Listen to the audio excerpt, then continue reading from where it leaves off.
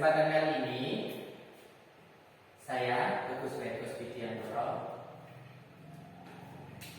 dari calon guru penggerak angkatan 9 Kabupaten Ponorogo akan mengimbaskan yaitu diseminasi tentang elaborasi pemahaman modul 1.4 yaitu tentang budaya positif calon guru penggerak angkatan 9 Kabupaten Ponorogo di SDN 1 Solo. Next, ini biodata saya, namanya Agus Widiantoro, tempat tanggal lahir Tulungagung 3 Agustus 1987, alamat Ibu Praja, Desa Tetak, Kecamatan Kalidawe, Kabupaten Tulungagung, instansi kerja untuk saat ini ada di SDN 1 Solo. Next. Nah, agenda untuk hari ini yaitu pembukaan. Yang kedua, tujuan budaya positif di sekolah. Yang ketiga, pemahaman inti. Yang keempat, eksplorasi konsep. Dan yang terakhir adalah refleksi. Berikutnya, tujuan budaya positif di sekolah.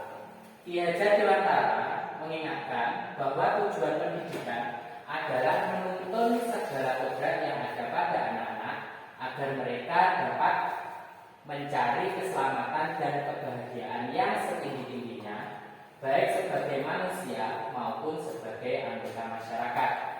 Tujuannya membangun budaya positif di sekolah adalah menumbuhkan karakter, adapun karakter yang diharapkan menjadi manusia dan anggota masyarakat untuk mencapai keselamatan dan kebahagiaan seperti tujuan pendidikan nasional kita yang tercantum dalam profil pelajar Pancasila, yakni beriman, bertakwa kepada Tuhan Yang Maha Esa dan berakhlak mulia, kreatif, gotong royong, dan berkebinekaan global, serta bernalar kritis dan mandiri. Pertanyaan pemantik, setuju atau tidak setuju? Untuk yang nomor 1, hukuman dapat mendisiplinkan anak. Setuju atau tidak? Bapak Ibu semua, untuk pertanyaan yang pertama, hukuman itu apakah dapat mendisiplinkan anak? Setuju. Setuju ya. Nah, nanti kita akan lihat di slide berikutnya. Yang kedua, pemberian hukuman dengan hal positif seperti membaca atau membersihkan halaman sekolah dapat meningkatkan kedisiplinan anak. Setuju. Nah, yang ketiga, memberi penghargaan dapat meningkatkan motivasi belajar anak. Setuju. Nah, Bapak Ibu semuanya setuju. Nah, coba kita lihat di slide berikutnya. Apakah ini semua? Nah, topik dalam eksplorasi konsep yaitu 1. Disiplin positif dan nilai-nilai kebajikan universal. Yang kedua, teori motivasi, hukuman, dan penghargaan serta restitusi. Yang ketiga, keyakinan kelas. Yang keempat, kebutuhan dasar manusia dan dunia berkualitas. Yang kelima, restitusi. 5, posisi kontrol. Dan yang keenam, restitusi segitiga restitusi. Next. Nah, untuk eksplorasi konsep yang pertama, pembelajaran 2.1 disiplin positif dan nilai-nilai kebajikan universal.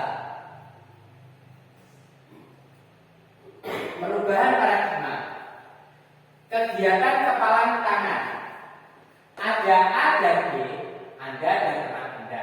Kita misalkan, sobeklah secari kertas kecil, tuliskan benda atau sesuatu yang sangat berharga untuk Anda. Kemudian letakkan di salah satu tangan Anda dan genggam benda atau sesuatu tersebut dengan segala daya. Buatlah sebuah kepalan. Teman Anda, misalkan B, akan mencoba dengan sekuat tenaga dengan berbagai cara untuk meminta Anda memberikan benda tersebut.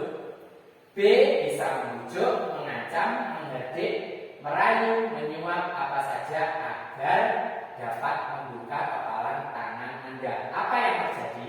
Misalkan saja Anda sebagai A menggenggam kertas.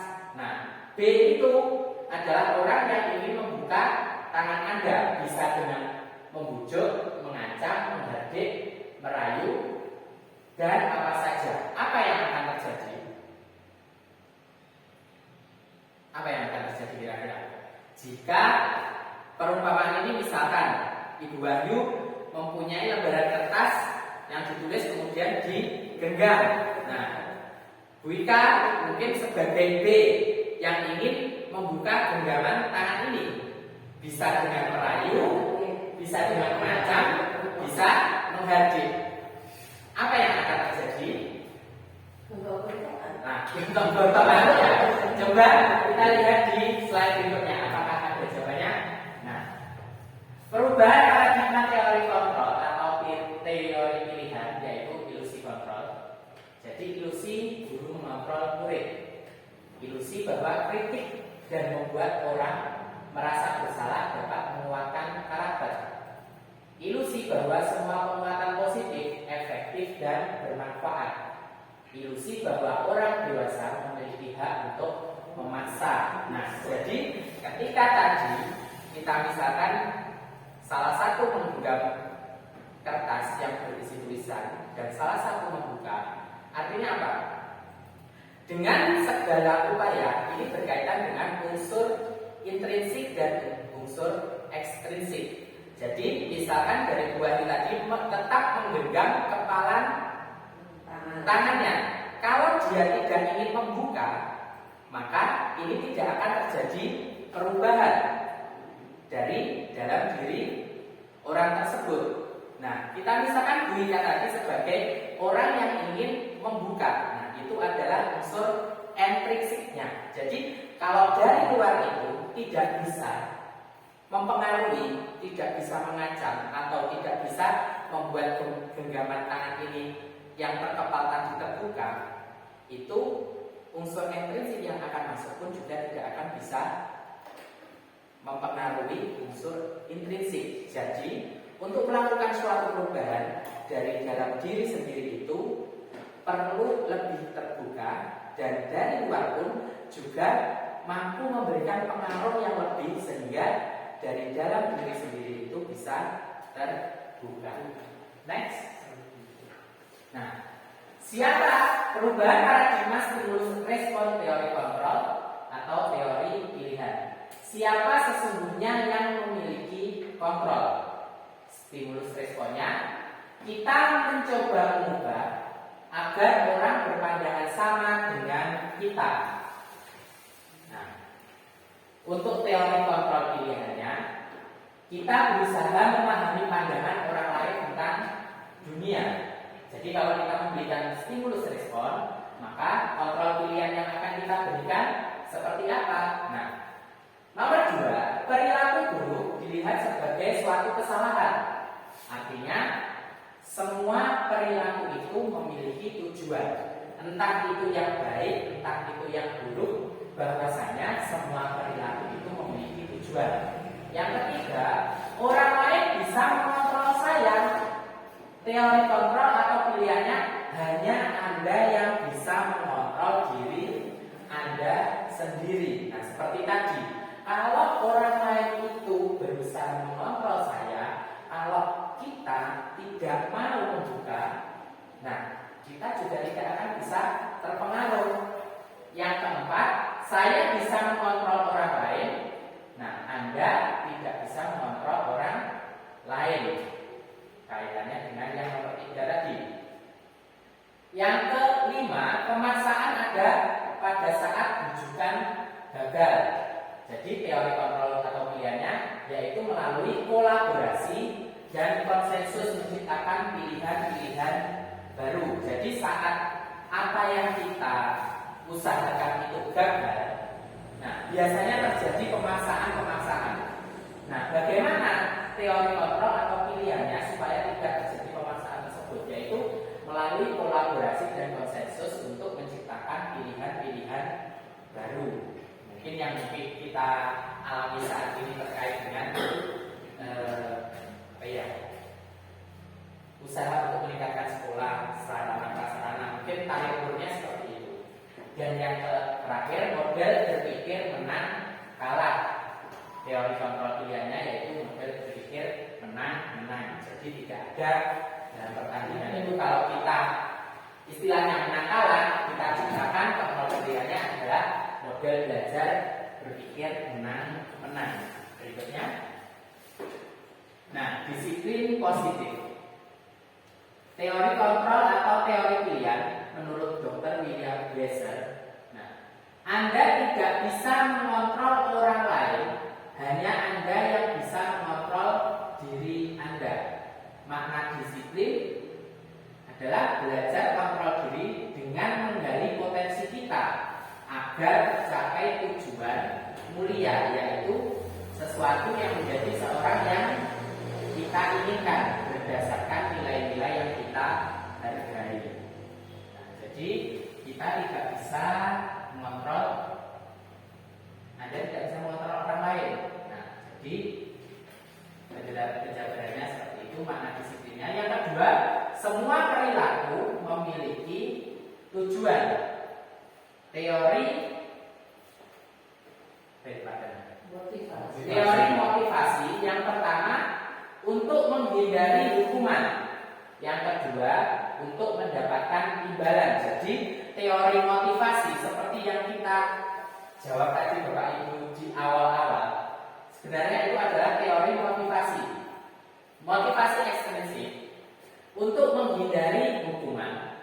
Nah, yang kedua untuk mendapatkan imbalan, seperti kita memberikan reward kepada anak. Nah, kita memberikan hukuman itu adalah sebenarnya motivasi ekstrinsik, yaitu motivasi yang berasal dari luar. Nah, untuk motivasi intrinsik, poin ketiga yaitu menghargai diri sendiri dengan nilai-nilai kebajikan universal dan juga keyakinan kelas. Mungkin selama ini yang sudah kita terapkan adalah tentang motivasi ekstrinsiknya. Sedangkan motivasi intrinsik bagi kita mungkin sudah cuma penerapan atau bahasanya yang masih asing untuk kita. Yang berikutnya adalah model berpikir menang-menang, kolaborasi dan konsensus menciptakan pilihan baru. Nah, 5 posisi kontrol. Jika kita di poin 1 tadi kita memberikan hukuman kepada anak, kita memberikan sanksi yaitu suruh menulis atau membaca, itu artinya kita membuat murid itu, posisi kita itu sebagai penghukum dan membuat rasa bersalah. Nah, jadi di posisi yang pertama, jadi anak itu rata-rata disiplin karena untuk menghindari hukuman. Itu posisi kita berarti sebagai penghukum atau membuat rasa bersalah. Yang kedua, untuk mendapatkan imbalan. Itu bisa menjadi, posisi kita bisa menjadi teman atau bisa sebagai pemantau. Contohnya tadi, misalkan anak-anak, kalau kalian rajin nanti Bapak Ibu guru akan memberikan tanda bintang. Nah, itu posisi kita bisa sebagai teman atau pemantau. Biasanya dalam posisi teman atau pemantau ini anak-anak akan lebih nyaman. Yang ketiga, untuk menghargai diri sendiri itu adalah posisi kontrol kita sebagai manajer. Nah, di dalam manajer itu bagaimana kita memanajer diri sendiri itu ada yang namanya segitiga restitusi, yaitu tahap yang pertama menstabilkan identitas, kedua validasi kebutuhan, yang ketiga menanyakan keyakinan. Lanjut ke realitas atau kebutuhan kita. Ada dua pesan. Nah, realitas atau kebutuhan kita berbeda. Kita harus berusaha memahami pandangan orang lain tentang dunia. Setiap orang memiliki gambaran berbeda. 5 kebutuhan dasar. Nah, jadi kelima kebutuhan dasar manusia yaitu yang pertama bertahan hidup. Contohnya, kalau ada teman atau murid kita meminta jajan ke temannya, itu ada kebutuhan dasar mereka yang mungkin terpenuhi, yaitu di poin pertama bertahan hidup. Yang kedua, penguasaan. Penguasaan ini contohnya ketika di kelas-kelas ada geng-geng. Nah, itu artinya apa? Mereka ingin berkuasa di kelas tersebut. Yang berikutnya adalah kasih sayang dan rasa diterima. Artinya anak yang dekat dengan kita, cari perhatian, itu artinya kebutuhan akan rasa kasih sayang dan rasa diterima, ada rasa kurang. Yang kelima adalah kesenangan. Kesenangan itu misalkan seperti murid kita, kalau dalam pembelajaran sudah selesai, mereka ramai sendiri. Nah, itu artinya mereka kebutuhan akan kesenangannya masih belum terpenuhi. Dan yang terakhir adalah kebebasan. Anak-anak, contohnya murid saya sendiri yang kelas 6 itu ketika jam-jam atau memasuki waktu istirahat, sepatunya itu banyak yang dilepas. Nah, saya memaknai adalah mereka itu sebenarnya ingin bebas karena memakai sepatu dalam kondisi yang seperti saat ini panas. Akhirnya dengan melepaskan sepatu itu menurut mereka kebebasan mereka sudah terpenuhi. Next. Nah, apakah makna disiplin? Disiplin itu berasal dari bahasa Latin yaitu disiplina yang artinya belajar. Makna asalnya dari kata ini berkonotasi dengan disiplin diri dari murid-murid Sokrates dan Plato. Disiplin diri membuat orang menggali potensinya menuju sebuah tujuan apa yang dia hargai. Namun dalam budaya kita makna disiplin telah berubah menjadi sesuatu yang dilakukan seseorang pada orang lain untuk mendapatkan kepatuhan. Nah, kecenderungan umumnya adalah menghubungkan kata disiplin dengan ketidaknyamanan, bukan dengan apa yang kita hargai atau pencapaian suatu tujuan mulia. Nah, nilai-nilai kebajikan universal. Nah, nilai kebajikan universal itu apa sebenarnya? Nah, nilai kebajikan universal adalah sifat-sifat positif manusia yang merupakan tujuan mulia yang ingin dicapai setiap individu. Nilai-nilai tersebut bersifat universal dan lintas bahasa, suku bangsa, agama maupun latar belakang. Secara umum, teori-teori nilai-nilai kebajikan itu ada 5, yaitu beriman, bertakwa kepada Tuhan Yang Maha Esa dan berakhlak mulia. Yang kedua, mandiri. Yang ketiga, bernalar kritis. Yang keempat, berkebinakaan global. Yang kelima, bergotong royong. Dan yang terakhir adalah kreatif. Lanjut. Untuk pembelajaran 2.2, teori motivasi, hukuman, dan penghargaan serta restitusi. Lanjut. Nah, teori motivasi perilaku manusia. 1. Untuk menghindari ketidaknyamanan atau hukuman, apa yang akan terjadi apabila saya tidak melakukannya? Itu adalah motivasi eksternal. Yang kedua, untuk mendapatkan imbalan dari orang lain atau institusi, apa yang akan saya dapatkan apabila saya melakukannya? Termasuk juga motivasi eksternal.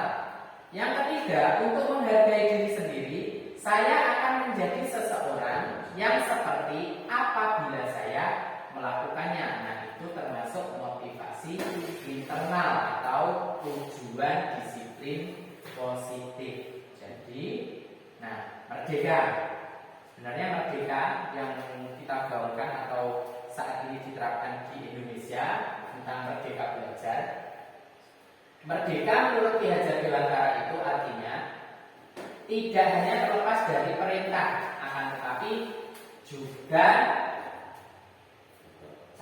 cakap membuat atau memerintah diri sendiri. Nah, ini Ki Hajar Dewantara dalam pemikirannya di cetakan 5 buku pemikiran persepsi dan keteladanan. Lanjut. Nah, dihukum oleh penghargaan, bahwa penghargaan berlaku sama dengan hukuman. Dalam arti meminta atau membujuk seseorang melakukan sesuatu untuk memenuhi sesuatu tujuan tertentu dari orang yang meminta atau membujuk. Nah, dorongan eksternalnya dan akan ada faktor ketergantungan. Jadi pengaruh jangka pendek dan panjang. Penghargaan menghukum, penghargaan mengurangi ketepatan, penghargaan tidak efektif, penghargaan itu merusak hubungan.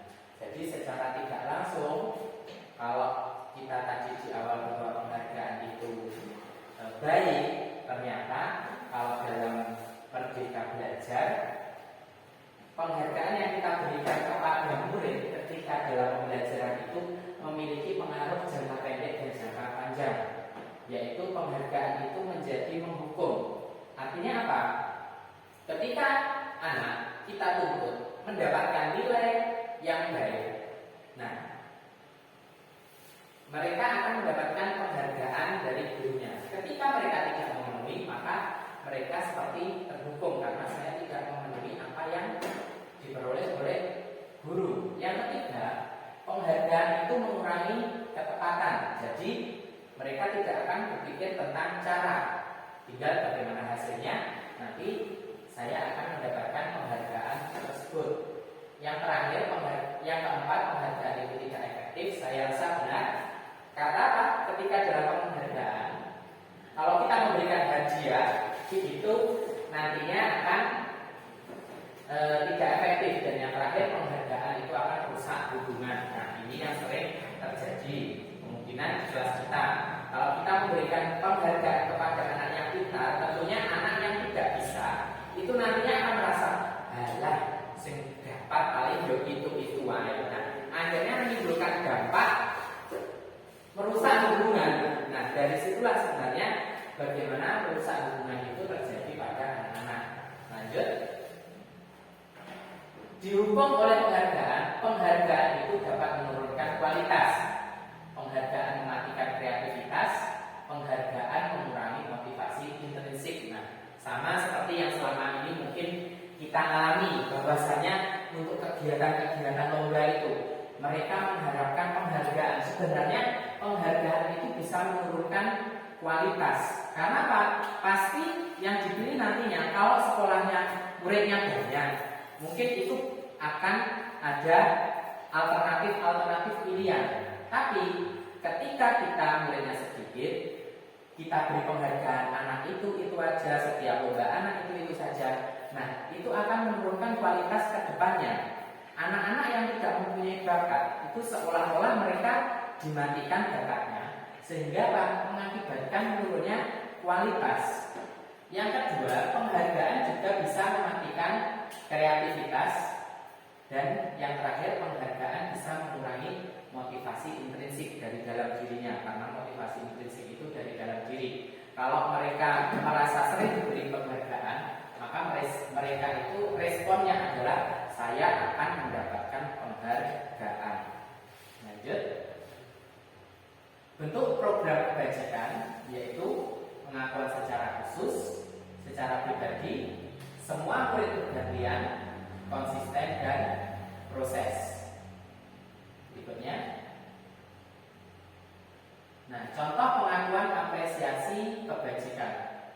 Kemarin saya perhatikan, nah itu bagian pembukaan. Jadi ketika anak melakukan kesalahan, jangan langsung ditegur. Bagaimana kita melakukan sebuah konsolidasi. Contohnya, kemarin saya perhatikan, saya menghargai, terima kasih untuk. Nah, nilai kebajikannya, rasa empatimu besar sekali. Nah, nilai kebajikannya kalau kita saling menghargai berarti kepedulian. Kalau terima kasih untuk, nah misalkan kalau ada murid kita yang membawakan buku, nah kita mengucapkan terima kasih untuk bantuannya. Nah, itu merupakan rasa untuk tanggung jawab.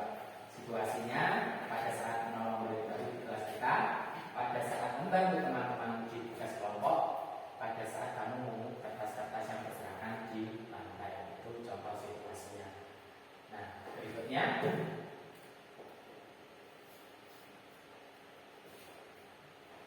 tindakan guru. Nah, ini kembali lagi meminta pendapat. Mencatat 100 kali di dalam buku kalimat, saya tidak akan terlambat lagi karena terlambat sekolah. Itu bentuk hukuman atau konsekuensi? Hukuman. Lari mengelilingi lapangan basket 2 kali karena terlambat dari sekolah. Hukuman atau konsekuensi?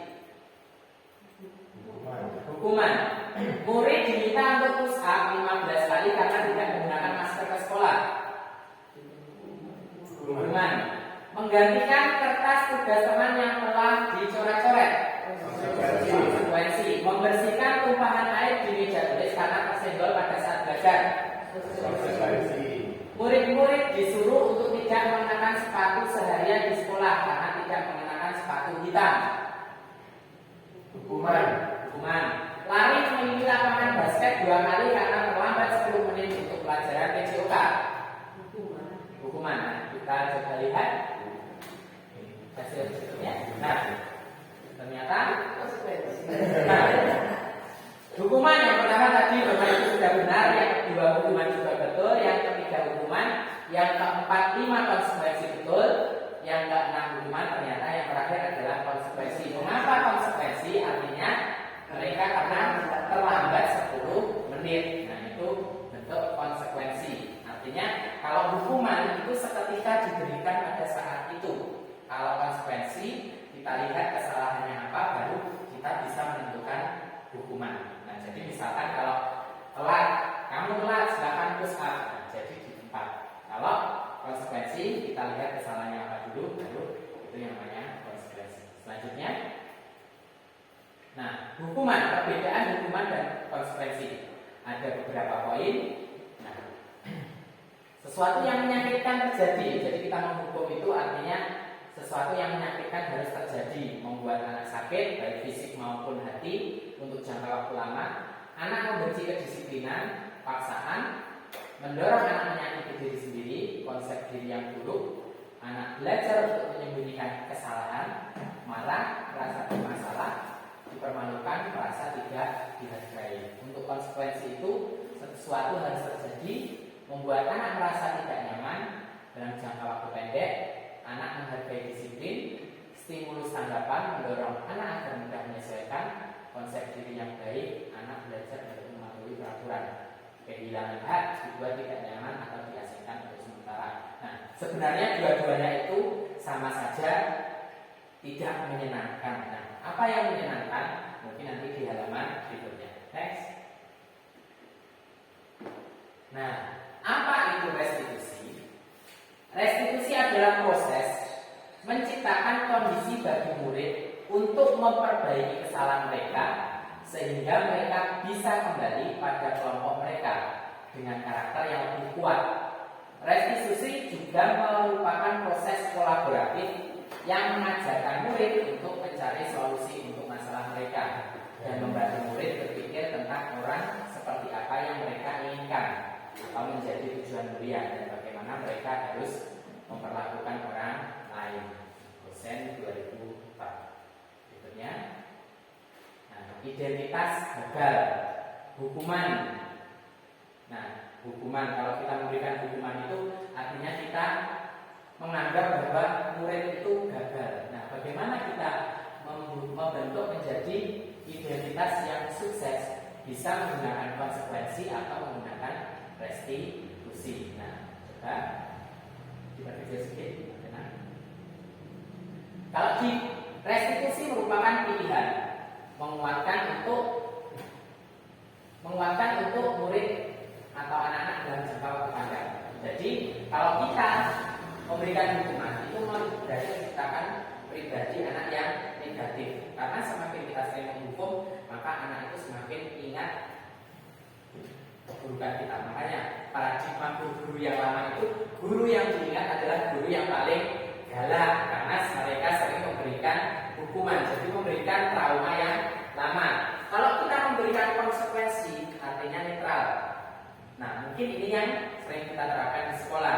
Kadang kita memberi hukuman, kadang kita juga menasihati. Nah, itu bentuk konsekuensi. Bagaimana cara menciptakan pribadi positif ke depannya? Yaitu melalui restitusi. Karena dari restitusi itu kita dapat menguatkan murid dalam jangka waktu panjang. Terus murid juga mendapatkan penguatan, masalah bisa terpecahkan, murid belajar bertanggung jawab atas perilakunya, dan yang terakhir murid akan menghormati dirinya dan orang lain. Berikutnya 9 ciri restitusi. restitusi. Nah, itu saya kasih garis tebal untuk poin 8. Restitusi fokus pada solusi. Jadi dalam restitusi itu kita memberikan fokus pada solusi. Nah, diteruskan di nomor 9. Restitusi mengembalikan murid yang berbuat salah pada kelompoknya. Jadi ketika anak berbuat salah, ketika kembali kepada kelompoknya, mereka tidak down atau tidak minder. Lanjut. Keyakinan kelas. Sekarang eksplorasi konsep pembelajaran juga, yaitu tentang keyakinan kelas. Apa itu keyakinan kelas? Lanjut. Nah, mengapa tidak peraturan saja? Mengapa harus keyakinan kelas? 1. Mengapa kita memiliki peraturan harus menggunakan helm bila mengendarai kendaraan roda 2? Yang kedua, mengapa kita memiliki peraturan 3M, menggunakan masker, mencuci tangan, dan menjaga jarak 1,5 meter? Mengapa kita memiliki peraturan harus datang tepat waktu pada saat mengikuti pelatihan? Nah, untuk mendukung motivasi intrinsik, kembali ke nilai-nilai atau keyakinan-keyakinan, lebih menggerakkan seseorang dibandingkan mengikuti serangkaian peraturan. Artinya kalau peraturan itu sudah kita tetapkan, nah itu seperti memaksa. Nah, bagaimana cara merubahnya? Yaitu kita merubah peraturan-peraturan tersebut menjadi suatu keyakinan. Next. Nah, budaya positif. Nah, dari peraturan kelas ini, peraturan kelas itu yang sudah. Nah, dari peraturan kelas ini, kalau kita ingin menciptakan suatu keyakinan kelas, maka nanti akan mendapatkan lingkungan yang positif. Nah, dari lingkungan yang positif itulah nanti akan timbul budaya positif. Lanjut. Nah, jadi yang mana yang merupakan keyakinan kelas? Mengapa? Kesepakatan kelas, datang tepat waktu, mengucapkan salam, menjaga kebersihan sekolah, berdoa sebelum dan sesudah kegiatan, aktif dalam pembelajaran, tertib. Nah, kesepakatan kelasnya, kami guru dan murid yang saling menyayangi, kami murid yang semangat belajar, dan kami murid yang peduli teman-teman. Nah, ini contoh kesepakatan kelas dari TKD Membangun Persatuan.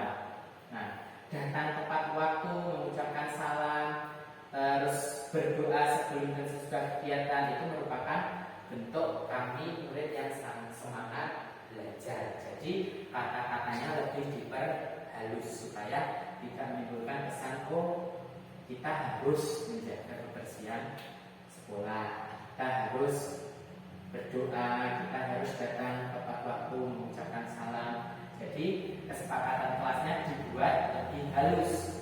Contoh seperti itu. Lanjut. Nah, videonya Pak Kanan saya ceritakan. Nah, ini kemarin bentuk keyakinan kelas yang sudah dibuat kelas 6.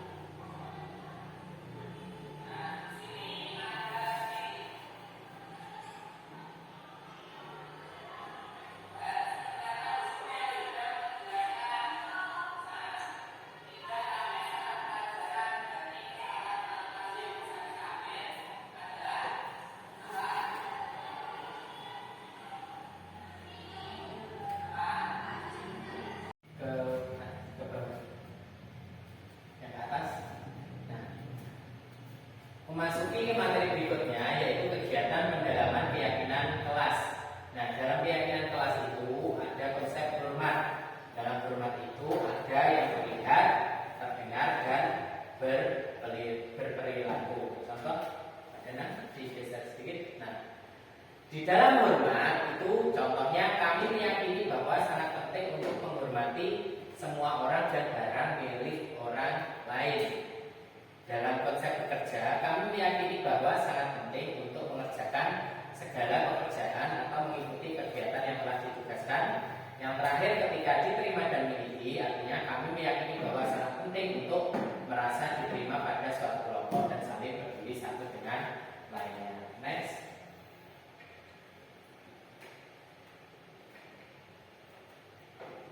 Selanjutnya.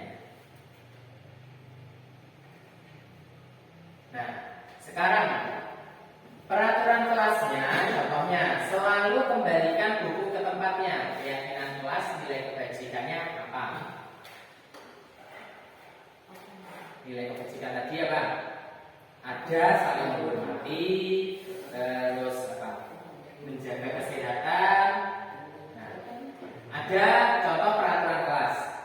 Ada 1, 2, 3, 4, 5, 6, 7, 8. Ada 8 peraturan kelas. Nah, nilai kebajikan apa yang sebenarnya tertulis di sini bisa kita lihat di slide berikutnya. Nah, kalau mengembalikan buku ke tempatnya, itu keyakinan kelasnya adalah tanggung jawab. Dilarang mengganggu orang lain itu bentuk menghormati orang lain. Hadir di sekolah 15 menit sebelum pelajaran dimulai. Selain menghormati orang lain juga adalah komitmen bersama. Dilarang melakukan kekerasan, itu kaitannya dengan keyakinan kelas adalah menjaga keselamatan dan menghormati orang lain. Dilarang menggunakan narkoba, itu kesehatan. Bergantian atau menunggu giliran itu menghormati orang lain dan bersabar. Menggunakan masker itu keyakinan kelasnya adalah kesehatan dan keselamatan. Jangan berlari di kelas atau koridor, itu keselamatan dan keamanan. Lanjut, slide berikutnya. Untuk pembelajaran yang keempat, yaitu kebutuhan dasar manusia dan dunia berkualitas. Lanjut materi. Nah, kebutuhan dasar manusia sebenarnya itu ada 4, yaitu kasih sayang dan rasa diterima, penguasaan, kebebasan, kesenangan, dan yang terakhir ada bertahan hidup. Ternyata ada 5. Lanjut. Nah, pembelajaran kelima yaitu 5 posisi kontrol. 5 posisi kontrol kita sebagai seorang tenaga pendidik, yaitu ada 5. Penghukum, pembuat orang merasa bersalah, teman, pemantau, dan manajer. Nah, sebagai penghukum itu guru berbuat, menghardik, menunjuk-nunjuk, menyakiti. Secara perkataan, kalau kamu tidak melakukannya, nah seperti itu. Kalau membuat orang merasa bersalah, yaitu berceramah dan mengatakan seharusnya. Ibu kecewa dari kata guru, kamu seharusnya sudah tahu. Ibu lelah sekali mengatakannya berulang kali. Ibu stres. Nah, itu bentuk kita sebagai pembuat orang merasa bersalah. Nah, jika sebagai teman, yaitu membuat alasan-alasan untuk muridnya. Contohnya dalam bentuk kata, ayolah lakukan demi ibu. Masa kamu tidak mau? Ingat, ibu pernah bantu. Nah, seperti itu. Sebagai pemantau, itu menghitung dan mengukur. Apa peraturannya, kata-katanya. Dan sebagai manajer, yaitu mengajukan pertanyaan-pertanyaan. Apa yang kita yakin, apa yang bisa kita kerjakan untuk memperbaiki masalah ini. Nah, itu 5 posisi kontrol kita sebagai seorang guru. Nah, sekarang kita pada saat ini menetapkan diri kita itu di posisi yang keberapa. Nah, itu kita akan tahu ada 5 posisi kontrol. Jadi dari seorang guru. Lanjut berikutnya. Nah, pernyataan. Saya kecewa dengan kamu. 5 posisi. Siapa yang mengatakan 5 posisi kontrol ini? Jadi dari pembuat rasa bersalah, penghukum, terus teman, manajer, atau pemantau. Nah, silakan Bapak Ibu menentukan beberapa pertanyaan ini. Kalau saya kecewa sekali dengan kamu, itu sebagai apa? Yang kedua, membuat orang merasa bersalah. Coba, membuat orang merasa bersalah. Yang kedua, kamu tidak benar-benar melakukannya. Sebagai 5 posisi kontrol kita, sebagai penghukum, pembuat rasa bersalah, teman, pemantau, atau manajer. Untuk yang kedua, yang kamu tidak pernah benar melakukannya, sebagai penghukum. Nah, coba nanti kita lihat. Ayolah lakukan demi ibu bapak sebagai teman. Nah, yang terakhir, apakah kamu mau mendapatkan stiker atau bintang hari ini? Sebagai ada 5 ya. Sebagai penghukum, pembuat rasa bersalah, teman, pemantau, manajer. Pemantau, coba nanti kita lihat. Yang keempat, kelima, bagaimana kamu bisa menyelesaikan masalah ini? Sebagai teman. Yang terakhir, kamu selalu yang paling terakhir. Sebagai penghukum atau pembuat rasa bersalah, teman, pemantau, atau manajer. Kalau misalkan yang kita ucapkan, kamu selalu yang paling terakhir. Nah, sebagai apa? Penghukum. Coba kita cek di halaman berikutnya. Ketika kita merasa kecewa sekali, itu adalah posisi kontrol kita itu sebagai membuat orang merasa bersalah. Ketika kita mengatakan kamu tidak pernah benar, berarti menghukum. Jadi membuat anak itu merasa salah. Ayolah lakukan demi ibu bapak itu sebagai teman. Apakah kamu mau mendapatkan stiker bintang hari ini sebagai pemantau? Bagaimana kamu bisa menyelesaikan masalah ini sebagai manajer? Dan kamu selalu yang paling terakhir sebagai penghukum. Berikutnya, nah, bergerak antara peraturan, pemantau, konsekuensi atau hadiah, nilai-nilai, manajer, memperbaikinya. Nah, silakan lanjutkan. Eksplorasi konsep untuk pembelajaran yang ke-6, yang bagian terakhir, sebelum terakhir ini. Nah, segitiga restitusi. Nah, apa itu segitiga restitusi? Nah, segitiga restitusi ini adalah bentuk bagaimana kita memberikan suatu penyelesaian hukuman kepada anak. Jadi bukan hukuman ya. Istilahnya dalam segitiga restitusi itu kita menstabilkan identitas anak, memvalidasi kebutuhannya, dan menanyakan keyakinannya. Nah, seperti ini. Lanjut. Nah, ini contoh menstabilkan identitas. Jadi ketika ada anak yang berbuat salah, nah, guru biasanya berkata, berbuat salah itu hal yang manusiawi. Tidak ada manusia yang sempurna. Bapak Ibu juga pernah membuat salah. Kita pasti bisa menyelesaikan permasalahan ini. Bapak Ibu tidak tertarik untuk mencari tahu siapa yang benar, siapa yang salah. Bapak Ibu lebih tertarik untuk menyelesaikan masalah. Kalau kamu menyalahkan dirimu sendiri terus-menerus, apakah kamu bersikap baik pada dirimu sendiri? Ini adalah bentuk dari kita menstabilkan identitas anak. Jadi ketika anak melakukan kesalahan, kita tidak langsung menghakimi. Jadi kita menstabilkan identitasnya dulu supaya anak tidak down atau tidak merasa bersalah. Lanjut. Nah, di bagian yang kedua, yaitu pada validasi kebutuhan, guru berkata, kamu bisa saja akan melakukan hal yang lebih buruk, tapi kamu tidak melakukannya. Kamu pasti punya alasan mengapa melakukannya. Apa yang penting bagi kamu? Kamu boleh tetap berusaha menjaga sikap itu, tapi tambahkan sikap yang lain yang baru. Maukah kamu belajar cara lain untuk mendapatkan yang kamu butuhkan tanpa harus memukul? Apakah kamu bisa melakukan dengan lebih baik besok lagi?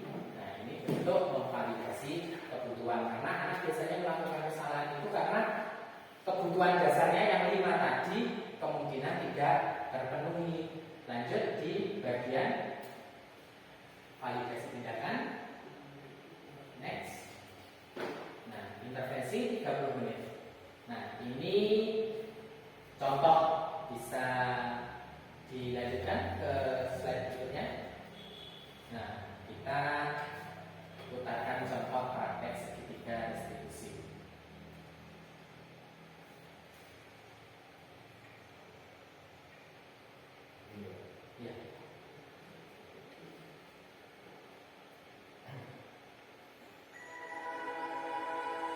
Ini sebagai contoh untuk tiga restitusi.